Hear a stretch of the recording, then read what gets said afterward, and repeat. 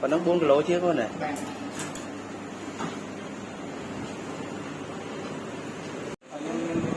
Ok.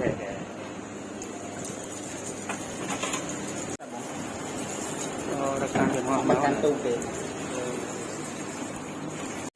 màu tam thái rồi này. Sớm mốt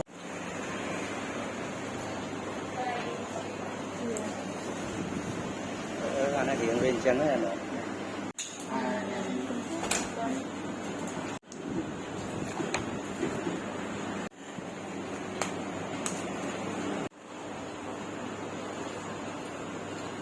Sạch nó rồi xanh tới kia đâu này.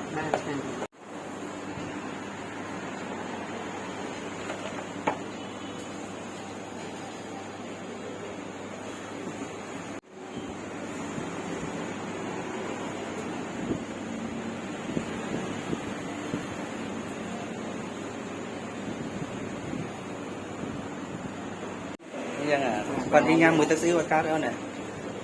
Đang ta bữa thân đi vô lỗ anh không dân từ làm bài rồi đi trong cái như là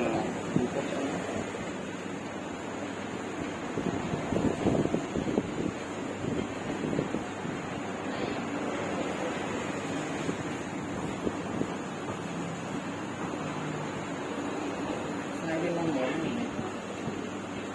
này đồ mình đi này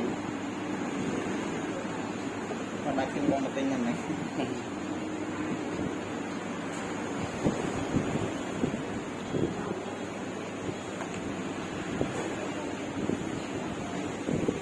Fan rất căng ngang.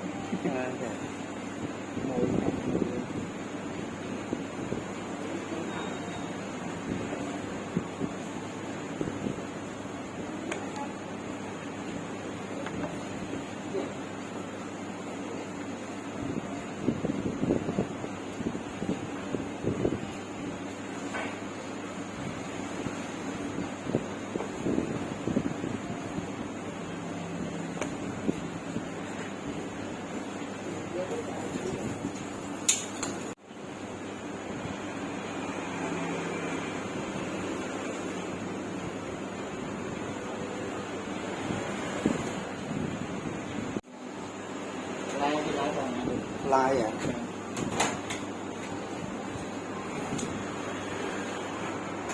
Bắt mong mà rồi. Bắt mong vậy. Mong vậy bắt này. Còn màu thì tía là con rồi. Nó còn mãi không uống đất áo của này.